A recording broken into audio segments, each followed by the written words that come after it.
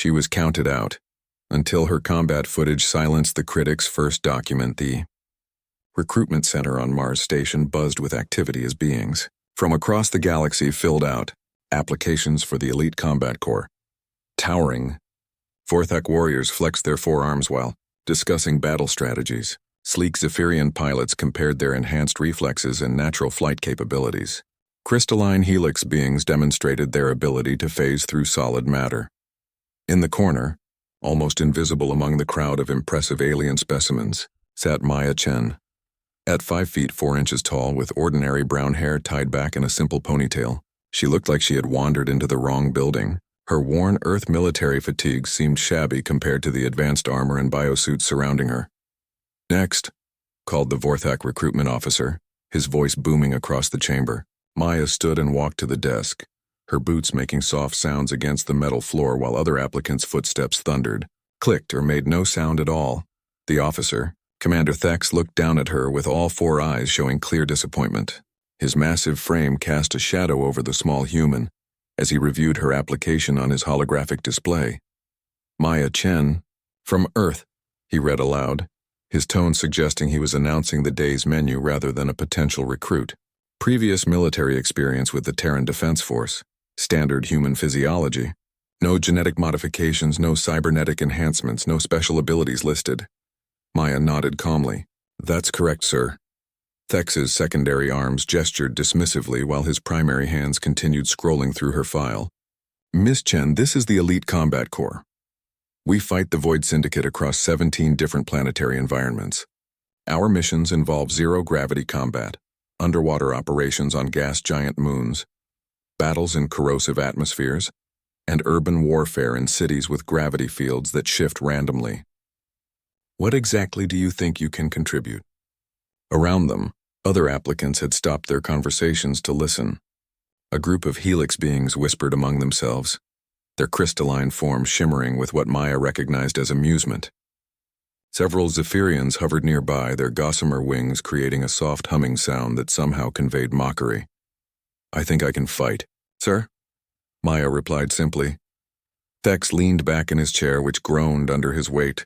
"Can you phase through energy barriers like the helix? Can you fly and maneuver in 3 dimensions like the Zephyrians?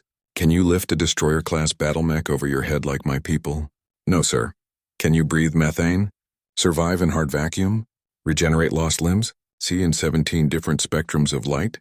"No, sir." The Vorthak's laugh was like boulders grinding together. "Then what makes you think you belong here?" Maya's expression didn't change. She had expected this reaction. For the past 6 months, ever since the Elite Combat Corps had opened recruitment to all species, she had endured similar conversations. Every recruiter, every military advisor, every fellow soldier had told her the same thing. Humans were brave, sure. They had heart. But this was war on a galactic scale, against an enemy that had conquered entire star systems. This wasn't a place for courage alone. "I've read the casualty reports from the Kepler offensive," Maya said quietly. 60% losses in the first wave. The helix phasing technology couldn't penetrate the Void Syndicate's quantum disruptors. The Zephyrians' flight advantage was neutralized by gravitational field generators. The Vorthak heavy assault teams were cut down by adaptive plasma weapons that adjusted to their armor specifications. Thex's expression shifted slightly. The casual dismissal in his eyes was replaced by something more serious. "Your point?" "My point is that all those special abilities didn't matter when the enemy adapted to them. The Void Syndicate has been fighting galactic civilizations for 3,000 years. They've seen phase technology, flight capabilities, enhanced strength. They know how to counter all of it." "And you think they haven't seen humans before?" Maya shook her head. "They've seen humans, sir. But they've never fought humans. Earth only made contact with the galactic community 2 years ago. Our combat methods, our tactics, our psychology, it's all new data for them." Thex set down her application and studied her more carefully. "What makes human combat psychology different?" "We're adaptable," Maya said. "Not just tactically, but mentally. Most species evolve specific advantages. The helix developed phasing to escape predators. The Zephyrians evolved flight to navigate their aerial cities. Your people developed strength to survive on a high-gravity world. Each adaptation came with mental frameworks built around those advantages. And humans? We didn't evolve one big advantage. We evolved the ability to figure out advantages on the fly, to use tools, to adapt our environment, to change our tactics mid-battle. Every other species in this room thinks in terms of their natural capabilities. Humans think in terms of whatever works. The recruitment center had grown quieter. Other applicants were now openly listening to the conversation. Maya could feel dozens of eyes, sensors, and other sensory organs focused on her. Thex consulted his holographic display again. Your military record shows 3 tours with the Terran Defense Force. Desert warfare, urban combat, and Arctic operations. Standard human conflicts, yes sir. No special commendations. No heroic actions. No strategic victories. No, sir. So why should I believe you're different from any other human soldier? Maya was quiet for a moment. Around them, the various alien beings waited for her answer. Some seemed genuinely curious now, their earlier mockery replaced by interest. Others still radiated skepticism. Because I'm not different, she finally said. That's the point. I'm exactly like every other human soldier. We don't have natural advantages, so we learn to create them. We don't have specialized abilities, so we specialize in being unspecialized. The Void Syndicate has databases on every major species' combat capabilities. They know how Vorthak squads operate, how Helix infiltration teams move, how Zephyrian air support coordinates with ground forces. She gestured to herself. But they don't know how a human thinks when everything goes wrong. When the plan fails, when the equipment breaks, when the terrain isn't what the map said it would be. That's when we're most dangerous, when we have to figure it out as we go. Thex was silent for nearly a minute, his 4 eyes moving between Maya and her application. The other aliens in the recruitment center had formed an informal circle around the desk, creating an amphitheater effect with Maya at the center. Finally, the Vorthak commander spoke. The next transport to the training facility on Titan leaves in 6 hours. If you're still here when it launches, you can have a spot. Maya nodded. Thank you, sir. As she turned to leave, Thex called after her. Miss Chen, for your sake, I hope you're right about human adaptability, because if you're wrong, you'll be dead within a week of reaching the front lines. Maya paused at the door. Sir, humans have been proving people wrong about our survival chances for our entire evolutionary history. I think I'll manage. The door slid shut behind her, leaving the recruitment center buzzing with conversation in a dozen different languages. None of them quite knew what to make of the small human who had just walked out, but they would learn soon enough. She was counted out, until her combat footage silenced the critics. Second document. The training facility on Titan made Mars Station look welcoming. Built into the frozen methane cliffs of Saturn's largest moon, the complex stretched for miles underground, its corridors carved from ice and reinforced with titanium alloy.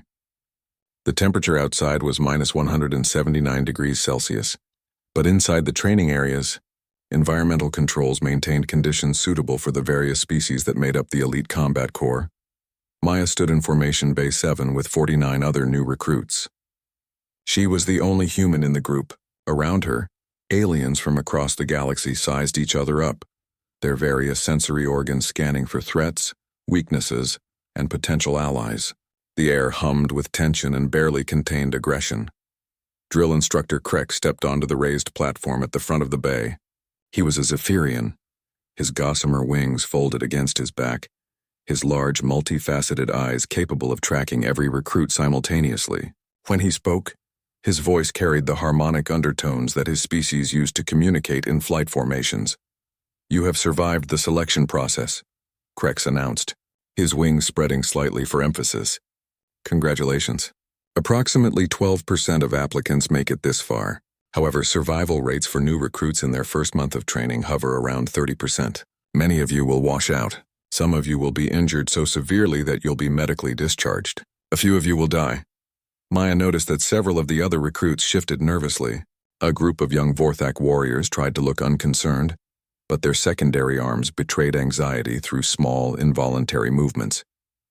The Helix beings maintained their usual crystalline stillness, but Maya had learned that among their species, perfect stillness often indicated stress. Your first exercise will be a simple one, Krex continued. Survival. You will be dropped in teams of 5 onto Titan's surface. Your mission is to reach the extraction point 12 kilometers away within 6 hours. You will have no communication devices, No environmental suits rated for Titan's surface and no weapons except what you can improvise. A Helix recruit raised what might have been a hand. Instructor, our natural phasing ability should allow us to move through the ice formations rapidly. The ice formations on this part of Titan are laced with quantum crystals, Krex replied. Attempting to phase through them will result in molecular dissolution. Next question? A Vorthak spoke up. Sir, our species requires higher oxygen content than Titan's atmosphere provides. Then you'd better figure out how to make your air supply last longer, or find another source. Maya said nothing, but she was already thinking. 6 hours to cover 12 kilometers in hostile environment. The math was simple. They needed to maintain an average speed of 2 kilometers per hour. But Titan's surface was treacherous, covered in methane lakes, ammonia ice, and hydrocarbon snow. The real challenge wouldn't be distance. It would be navigation and resource management. Teams will be assigned randomly, Krex announced as a holographic display appeared showing the roster. Team assignments are final. No trading. No substitutions. Maya scanned the list until she found her name. Team 7, Maya Chen, Human, Vex Thornridge Vorthak, Shimmer of Light through Prism, Helix, Pilot of Swift Winds, Zephyrian, and Grak, unspecified species. The file simply listed carnivorous. She looked around until she spotted her teammates. Vex was easy to identify. A typical Vorthak warrior, 7 feet tall with 4 muscular arms and thick gray skin designed for heavy gravity environments. Shimmer of Light through Prism appeared as a roughly humanoid figure made of what looked like living crystal, constantly refracting light in subtle patterns. Pilot of Swift Winds was smaller than Instructor Krex with wings that showed the bright colorations of a young Zephyrian. Grak was the surprise. When Maya finally located him, she understood why his species was listed as unspecified. He looked like someone had crossed a bear with a shark and then given the result opposable thumbs. 8 feet tall, covered in what appeared to be natural armor plates with a mouth full of teeth that could probably bite through steel. His small, intelligent eyes suggested that beneath the monstrous exterior was a sharp mind. Team 7, assemble, Maya called out, using the leadership training from her Earth military service. The others looked surprised that the smallest member of the group had taken initiative, but they moved toward her. I am Vex Thornridge of the Vorthak 3rd Warrior Clan, the large alien announced formally. I have trained in combat since I could walk. I should lead this mission. I am Shimmer of Light through Prism. The Helix being said, their voice sounding like wind chimes. My crystalline matrix contains strategic databases from 17 military campaigns. Logical analysis suggests I should coordinate team activities. Pilot of Swift Winds hovered slightly above the ground. My flight capabilities provide obvious advantages for reconnaissance and navigation. Leadership should default to those with superior mobility. Grak said nothing, but his eyes moved between the others with what Maya recognized as amusement. You're all right, Maya said calmly. Vex has combat experience, Shimmer has strategic knowledge, Pilot has mobility advantages. But we're not going to survive this by competing with each other. And what exactly do you bring to this team, Human? Vex asked, his secondary arms crossing in a gesture that clearly indicated skepticism. Maya pulled out a small device from her equipment pack, a standard-issue multi-tool that every recruit had been given. What's this? She asked. A multi-tool, Shimmer replied. Standard configuration. Plasma cutter, scanner, basic fabrication unit. Right, now what's this? Maya picked up a piece of scrap metal from the floor and held it next to the multi-tool. Debris. Pilot of Swift Winds said, his wings fluttering with impatience. Wrong, Maya said. It's a heat reflector, a digging implement, a weapon, a signaling device, or building material, depending on what we need it to be. That's what I bring to this team. The ability to see everything as a potential solution. She turned to address the group. Vex, your strength and combat training are going to keep us alive if we run into predators. Shimmer, we'll need your strategic databases to plan our route and identify resources. Pilot, your mobility makes you our scout and our emergency backup if someone gets separated. Grak. She looked at the massive carnivorous alien. I don't know what you do yet, but I'm betting it's something we'll need. Grak spoke for the first time, his voice a deep rumble. I survive. Perfect. That's exactly what we all need to do. 30 minutes later, Team 7 stood at the airlock leading to Titan's surface. They had been issued basic environmental suits, but as Instructor Krex had warned, the suits were not rated for extended exposure to Titan's conditions. They would provide perhaps 2 hours of protection before the cold began to seep through. Remember, Krex's voice came through their helmet communicators. You have 6 hours to reach the extraction point. Your suits will stop protecting you long before that. Figure it out. The airlock cycled and they stepped onto the surface of Titan. The landscape was alien in every sense of the word. Orange methane snow drifted across a terrain of water ice and hydrocarbon compounds. In the distance, methane lakes reflected the dim light of Saturn hanging in the sky like a massive golden eye. The temperature was so cold that the air itself would have been liquid on most planets. Readings indicate the extraction point is northeast, Shimmer announced, consulting their internal navigation systems. However, there are 3 methane lakes between our current position and the target. We can't go around, Pilot observed from 20 feet above them. The detour would add too much time and distance. I can break through the ice at the edges of the lakes, Vex suggested. Create crossing points. Maya was already studying the terrain with her multi-tool scanner. Better idea. Grak, how much weight can you carry? The massive alien considered. Approximately 800 kilograms without significant mobility loss. And Vex? Similar, though I would prefer to maintain combat readiness. Maya smiled inside her helmet. Then we're not walking around those lakes. We're going across them. And we're going to do it using something the instructors probably didn't expect us to figure out. She pointed to the debris field around the landing site. Pieces of metal, composite materials, and other equipment scattered from previous exercises. We're going to build a boat. She was counted out until her combat footage silenced the critics. Third document, the boat was an ugly thing, cobbled together from debris and held together by improvised welds from their multi-tools. Maya had designed it based on principles she'd learned during flood rescue operations in Bangladesh. Flat-bottomed for stability, wide enough for 5 occupants, with raised sides to keep the liquid methane out. It wasn't pretty, but it floated. This is insane, Pilot of Swiftwines muttered as they prepared to launch into the methane lake. My people have advanced atmospheric craft. We don't build primitive watercraft from scrap. Your people also don't usually operate in liquid methane at -170. Maya pointed out while checking the seal around the boat's crude propulsion system, a modified thruster from Vex's suit pack. Sometimes primitive is exactly what works. Shimmer of light through prism had been unusually quiet during the construction process, but Maya could see patterns of light moving through their crystalline structure, a sign of intense calculation. Maya Chen, the helix being said finally, my strategic databases contain no references to this type of improvised water transport. How did you determine the proper dimensions and buoyancy requirements? Trial and error mostly, Maya admitted. Plus some basic physics and a lot of hoping I remembered the boat-building merit badge from when I was 12. Grak made a sound that might have been laughter. Your species teaches survival skills to juveniles. Some of us. My parents thought it would be good for character building. Turns out they were right. They pushed the makeshift vessel into the methane lake and Maya was relieved when it didn't immediately sink. The liquid was different from water. Less dense, more viscous, with an orange tint that made it impossible to see more than a few inches below the surface. Everybody in, Maya ordered. Vex, you're our power source. Keep that thruster running steady. Pilot, you're our eyes. Fly ahead and watch for obstacles. Shimmer, monitor our direction and speed. Crack your backup for everything. What will you do? Vex asked as he activated the makeshift propulsion system. I'll steer and try to keep us from sinking. The boat lurched forward across the methane lake, leaving a wake of orange droplets behind them. It was slow going. Their improvised craft couldn't manage more than walking speed, but it was working. Maya found herself grinning inside her helmet. Around them, the alien landscape of Titan stretched endlessly, beautiful and deadly.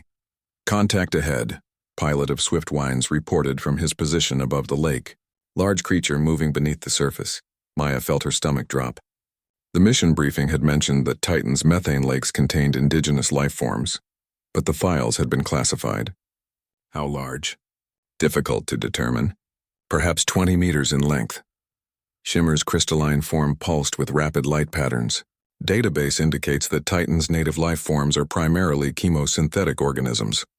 They should not be aggressive toward nitrogen-oxygen-breathing species. Should not, Grack rumbled, is different from will not. As if summoned by his words, the lake's surface erupted 50 meters ahead of them. Something massive breached the methane, revealing a serpentine body covered in what looked like living hydrocarbon films.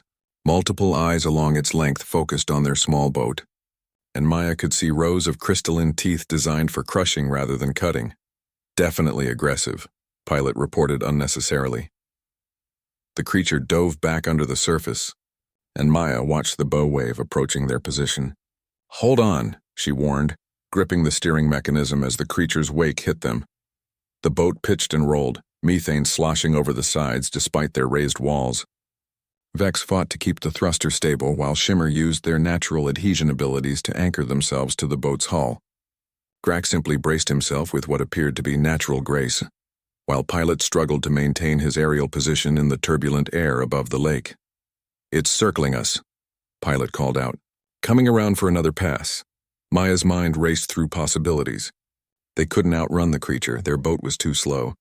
They couldn't fight it effectively from their unstable platform, and they couldn't abandon the boat without losing their only way across the lake. "Shimmer," she called out, "what do your databases say about Titan life form behavior patterns?" Chemosynthetic organisms typically exhibit territorial responses to unknown stimuli, the helix being replied. They are likely to investigate and potentially attack anything that disrupts their environment. So it sees us as invaders in its territory, Maya mused. Then an idea struck her. "Vex, can you detach that thruster without losing power?" "Possibly, but we would lose propulsion. That's the idea." "Shimmer, I need you to calculate trajectory and timing. Pilot, I need precise positioning data on that creature." "Maya Chen," Shimmer said, their light patterns showing confusion. "What are you planning?" "I'm going to give it what it wants," Maya replied, working to disconnect the thruster from the boat. "It wants the thing that's disturbing its territory to go away. So we're going to make part of our disturbance go away." The creature breached again, closer this time, and Maya could see the intelligence in its multiple eyes. It wasn't just a mindless predator. It was a territorial guardian protecting its domain from intruders. "Timing mark in 15 seconds, Pilot reported. "The creature will surface approximately 30 meters starboard." Maya lifted the detached thruster, its power core still active and humming. "Shimmer trajectory calculation? Accounting for methane density, gravitational differential, and propulsion vector. Throw at 45 degrees elevation, leading the target by 12 meters. Maya waited for Pilot's mark, then hurled the thruster in a high arc over the methane lake. The device splashed down exactly where Shimmer had calculated, its power core sending ripples across the surface as it sank. The creature immediately changed course, diving toward the new disturbance. They could see its massive form moving beneath the surface, investigating the strange object that had invaded its territory.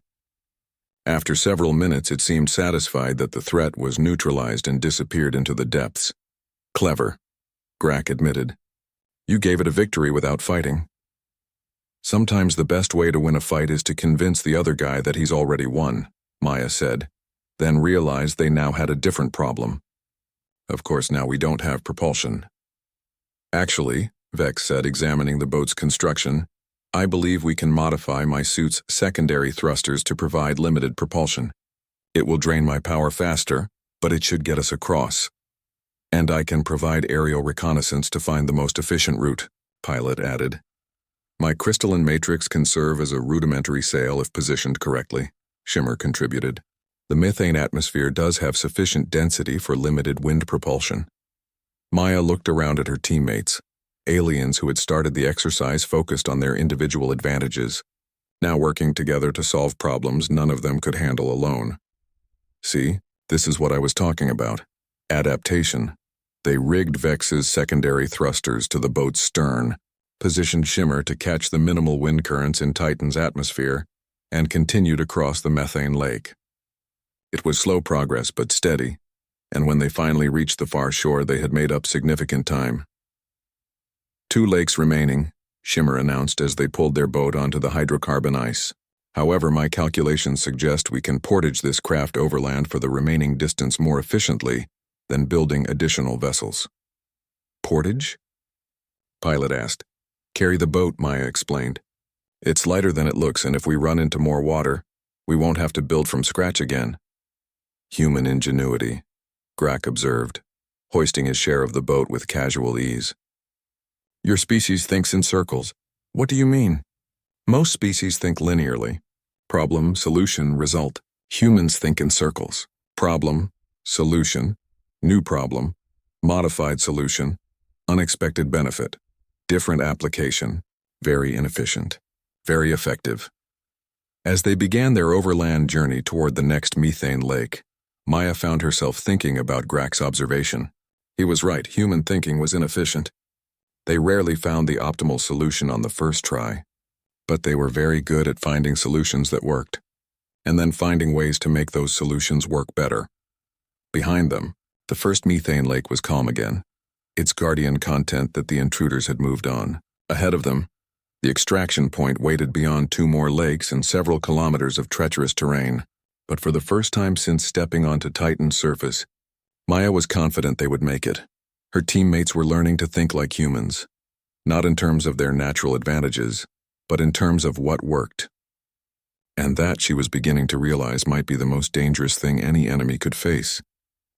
Now she was counted out, until her combat footage silenced the critics. Fourth document 6 months later, Maya stood in the briefing room aboard the ECC Vengeance, watching as Admiral Korthax outlined their most dangerous mission yet.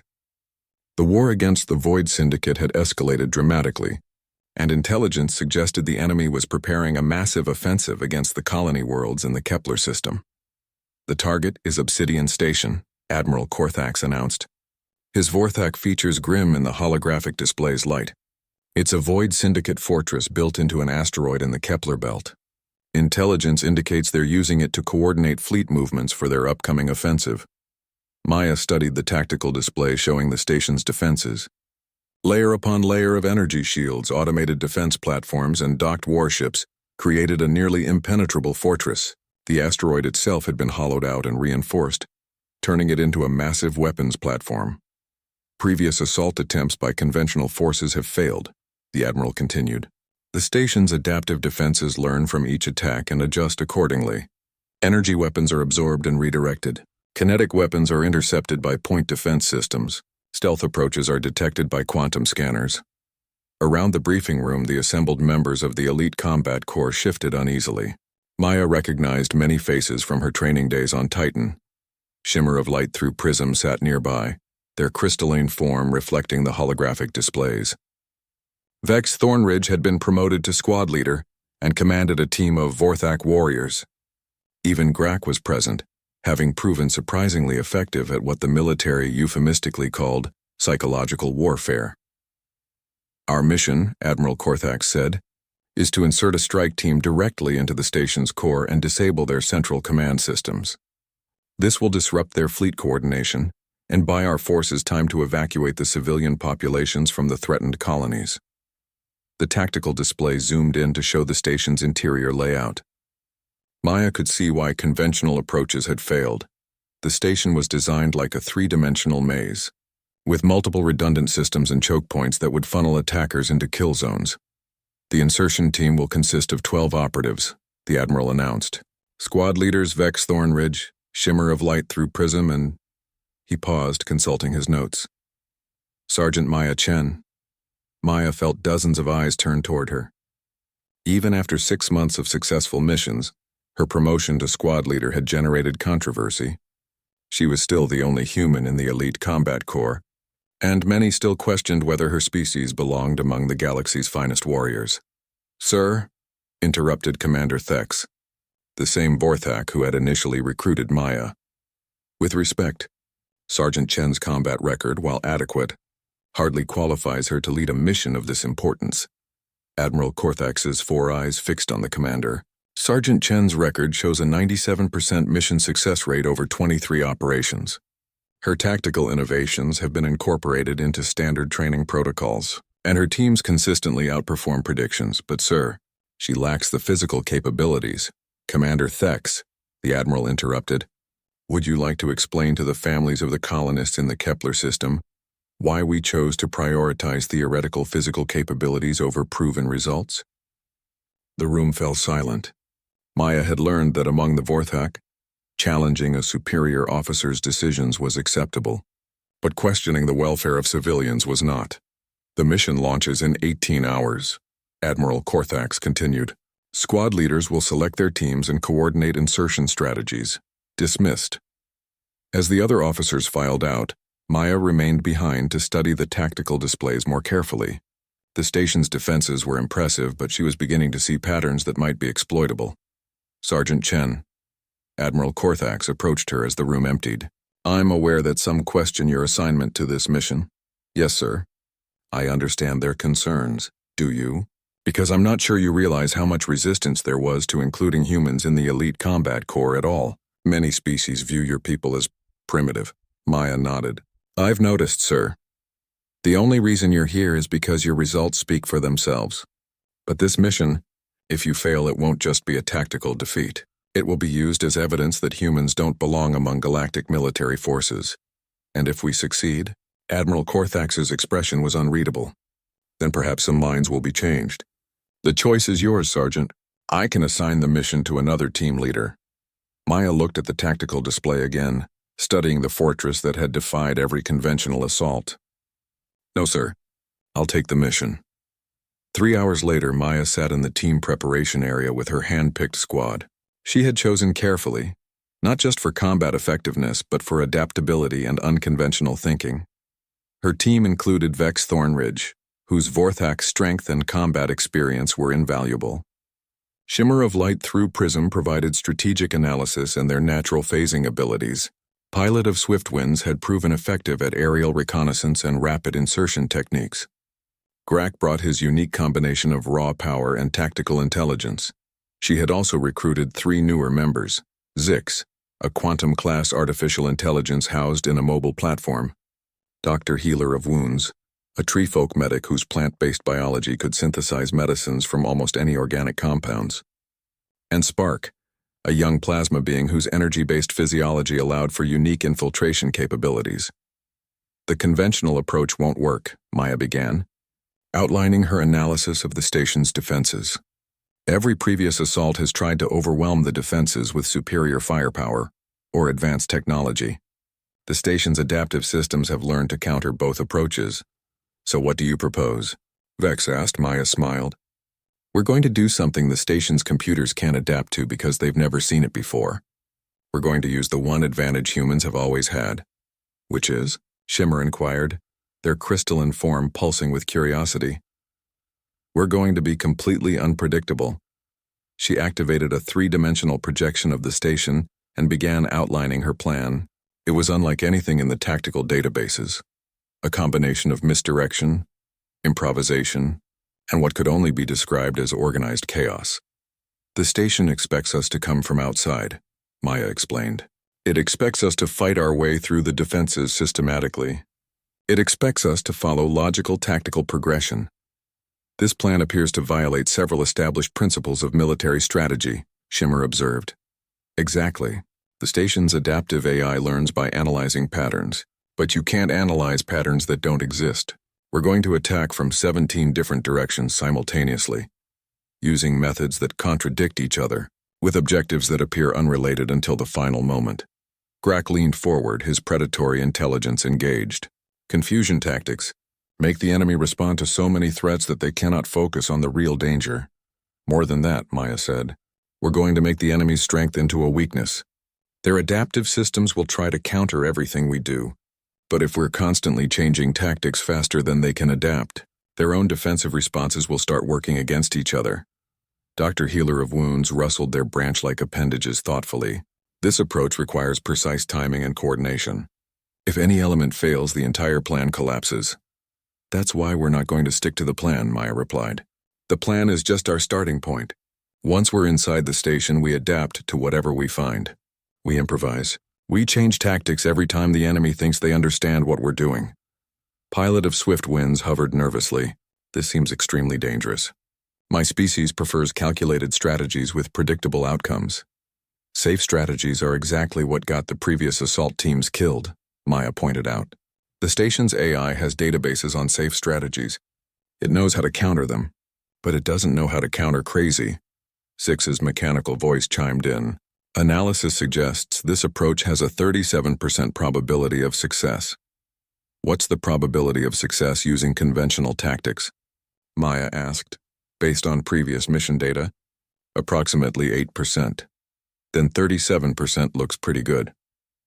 As her team dispersed to prepare their equipment and study their individual roles, Maya remained behind to review the mission parameters one more time.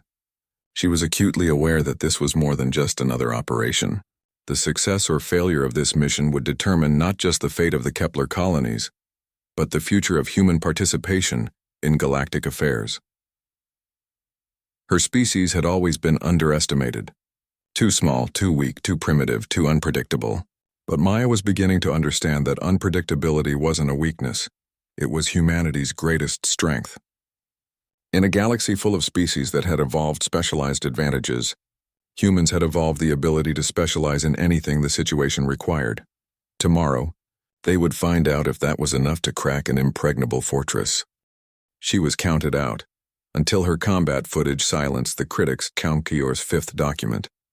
The assault on Obsidian Station began at 0347 Galactic Standard Time, and it immediately went wrong in exactly the way Maya had planned. Pilot of Swiftwinds approached the station from the primary vector, his fighter craft broadcasting standard assault frequencies and following conventional attack patterns. The station's defenses responded predictably, tracking his movements and preparing countermeasures for a squadron assault that would never come. Simultaneously, shimmer of light through prism began phasing through the station's outer hull at random points, appearing just long enough to trigger sensors before disappearing again. The station's AI attempted to track their movements and predict their insertion point, allocating defensive resources to counter a stealth infiltration. Meanwhile, Vex Thornridge and his Vorthak warriors launched what appeared to be a frontal assault on the station's main docking bay, their heavy weapons fire drawing attention from automated defense systems. The station began configuring its shields for kinetic bombardment, expecting a traditional siege approach. All of this was misdirection. The real assault began when Maya and the rest of her team emerged from inside a waste processing drone that had been captured and reprogrammed by Zix 12 hours earlier. While the station's defenses focused on external threats, Maya's team was already inside, moving through maintenance tunnels that the station's AI considered too small for effective troop movement. Phase 1 complete, Maya whispered into her communicator as they emerged into a secondary corridor deep within the station. All teams, begin improvisation protocols. What followed was unlike any military operation in recorded galactic history. Instead of following predetermined tactical sequences, Maya's teams began adapting their strategies in real time, changing objectives and methods so rapidly that the station's adaptive AI couldn't establish patterns. Spark, the plasma being, discovered that they could interface directly with the station's power grid. Instead of attempting to disable systems, they began randomly redistributing power, causing lights to flicker, gravity fields to fluctuate, and automated systems to reset continuously. Dr. Healer of Wounds found an environmental control station and began introducing harmless but irritating spores into the air circulation system. The spores caused no damage to Void Syndicate personnel, but they triggered biological contamination alerts that forced the station to seal sections randomly. Grak took a more direct approach. He began hunting individual Void Syndicate soldiers through the station's corridors, but instead of killing them, he would disable their equipment and leave them unconscious in unexpected locations. The station's security forces began receiving contradictory reports about intruder movements, with sightings coming from areas that should have been impossible to reach. "This is insane," Vex reported over the communication channel as he continued his diversionary assault. "My warriors are taking heavy fire, but the station's defenses keep reconfiguring randomly. It's like they're fighting themselves." "That's the idea," Maya replied, checking her tactical display. The station's AI was attempting to counter dozens of different threat patterns simultaneously, but each countermeasure interfered with the others. Energy meant to stop phasing technology was disrupting their own internal scanners. Kinetic barriers designed to repel boarding parties were blocking their own defensive fire. Biological containment protocols were isolating their own personnel. Maya's team reached the central command level without encountering significant resistance. The station's security forces were scattered throughout the structure, responding to threats that kept changing location and nature faster than they could coordinate responses. Zix, can you interface with their central command systems? Maya asked as they approached the heavily fortified command center. Negative, the AI replied. Their central systems are isolated from the main network. Physical access to the core is required. Physical access meant getting through 18 inches of reinforced armor plating and an energy barrier that could vaporize most known materials. Under normal circumstances, it would require heavy siege equipment and significant time, resources they didn't have. Shimmer, can you phase through the barrier? The energy field is specifically designed to prevent phasing, Shimmer replied after analyzing the defenses. Quantum resonance patterns would cause molecular dissolution. Maya studied the command center's defenses, her mind racing through possibilities. The barrier was designed to stop known infiltration methods, but what about unknown ones? Spark, what happens if you try to merge with the energy barrier instead of penetrating it? The plasma being considered this. Unknown. My energy matrix might be able to temporarily synchronize with the barrier's frequency, but the risks are significant. Define significant. I could lose cohesion permanently. Essentially death. Maya looked around at her team. They had come this far by doing things no one expected, by taking risks that conventional tactics would never consider. But asking Spark to risk permanent dissolution was beyond anything she had the right to request. It's my choice, Spark said, apparently reading her expression. Your species taught us something valuable on Titan. Sometimes the best solution is the one nobody thinks will work. Before Maya could respond, Spark flowed toward the energy barrier. Their plasma form began fluctuating as they attempted to match the barrier's frequency. For several seconds, nothing happened.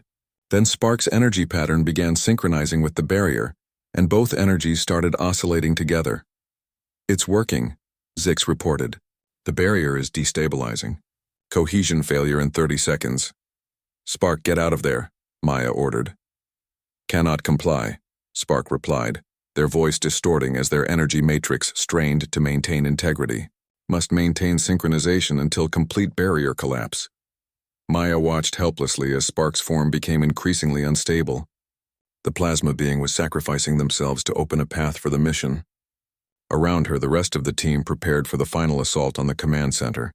The energy barrier collapsed with a thunderous discharge that sent electrical feedback throughout the station's systems. Spark's form flickered once, twice, then stabilized at roughly half their original intensity. Status report, Maya called out. Alive, Spark replied weakly. Barely. Recommend rapid mission completion. Before I lose remaining cohesion. Maya's team burst through the command centers. Defenses to find the facility's central AI core. A massive crystalline structure that contained the strategic databases for the entire Void Syndicate fleet operation. Void Syndicate technicians scattered as Grak roared at them, while Vex and his warriors secured the perimeter. Zix, how long to extract their fleet coordination data? 17 minutes for complete download, the AI replied, interfacing with the alien systems. We don't have 17 minutes, Maya said, monitoring her tactical display. Void Syndicate reinforcements were converging on their position from throughout the station. Can you corrupt their data instead of stealing it? Affirmative. Introducing logical paradoxes into their strategic databases now. Estimated completion time, 3 minutes. As Zix worked to sabotage the enemy's coordination systems, Maya coordinated the extraction of her teams. The station's defenses were still in chaos from their unconventional assault, but the effect wouldn't last much longer. They needed to escape before the AI systems could re-establish coherent defensive patterns. All teams begin withdrawal, Maya ordered. Extraction point Alpha in 15 minutes. The retreat was as chaotic as the assault had been, with team members escaping through different routes while continuing to sow confusion among the station's defenses. Maya was the last to leave the command center, ensuring that Zix had completed the data corruption and that no trace of their infiltration methods remained. As her team reached the extraction point, Maya took one last look at Obsidian Station. The fortress that had been impregnable to conventional assault was now effectively neutralized, its strategic databases corrupted and its defensive systems still struggling to restore order. Mission complete, she reported to Admiral Korthax as their extraction ship cleared the station's defensive perimeter. Obsidian Station's fleet coordination capabilities have been eliminated. But Maya knew that the real victory wasn't tactical, it was philosophical. They had proven that adaptability and unpredictability could overcome even the most advanced defenses. More importantly, they had shown that humanity's greatest strength wasn't any single capability, but the ability to think beyond the limitations that other species accepted as natural law. The war against the Void Syndicate was far from over, but the galaxy had just learned that there was a new kind of warrior among them, one that refused to fight by anyone else's rules. She was counted out, until her combat footage silenced the critics' nar. Sixth document, the War Council chamber aboard the flagship Galactic Unity had never hosted such a diverse gathering. Representatives from 47 different species sat around the massive holographic display, their various forms of communication creating a symphony of clicks, harmonics, chemical releases, and traditional speech. At the center of it all, Maya Chen stood before the assembled military leaders of the galaxy, preparing to deliver the briefing that would determine the future of the war against the Void Syndicate. 6 months had passed since the assault on Obsidian Station, and the galaxy had changed dramatically. The data corruption that Maya's team had introduced into the Void Syndicate's coordination systems had cascaded through their entire fleet network, causing massive strategic failures across multiple star systems. Enemy formations had attacked their own allies, supply convoys had been routed to empty space, and reinforcement fleets had arrived at battles weeks after they had ended. Sergeant Chen, Admiral Korthax announced, "Please present your analysis of current strategic conditions." Maya activated the holographic display, showing the current positions of Void Syndicate forces throughout the galaxy. Red markers indicated enemy positions, blue showed allied forces, and yellow represented contested systems. The map looked significantly different than it had a year ago. The tide of war was turning. The Void Syndicate's strategic capabilities have been fundamentally compromised, Maya began, addressing the assembled council. Their adaptive military AI, which had learned to counter every major species' combat techniques over 3,000 years, has proven unable to adapt to human tactical methods.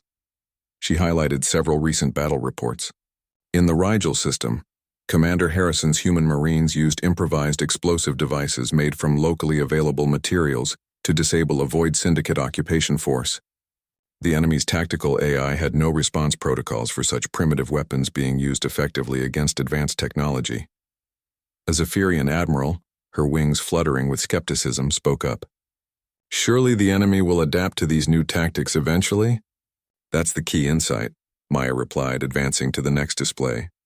The Void Syndicate's greatest strength, their ability to learn and counter enemy tactics, becomes a weakness when facing human adaptability. By the time they develop countermeasures for one human innovation, we've already moved on to something completely different.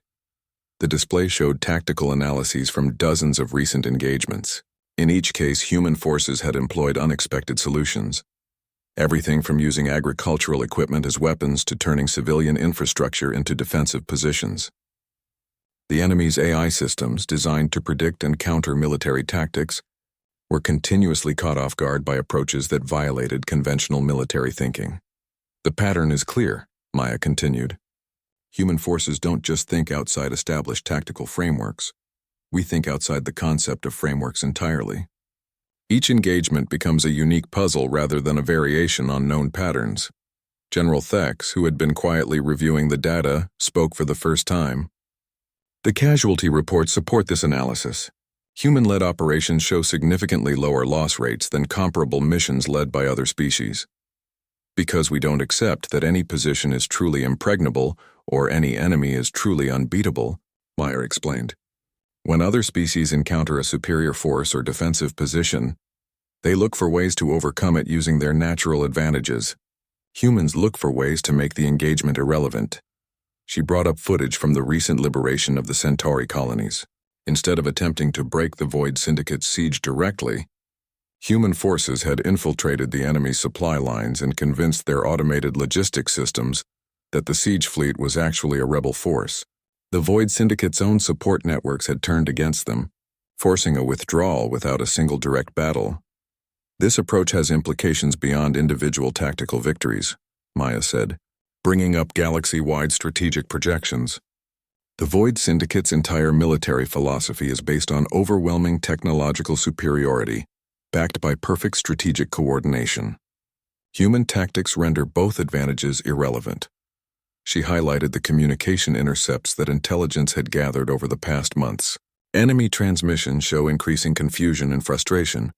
Their commanders are requesting new tactical databases, expanded AI protocols, and enhanced adaptive algorithms. But the problem isn't their technology. It's their assumption that warfare follows predictable patterns. A massive hegemony representative, whose species communicated through bioelectrical fields, pulsed a question. Maya's translator rendered it as, "What is the long-term strategic assessment?"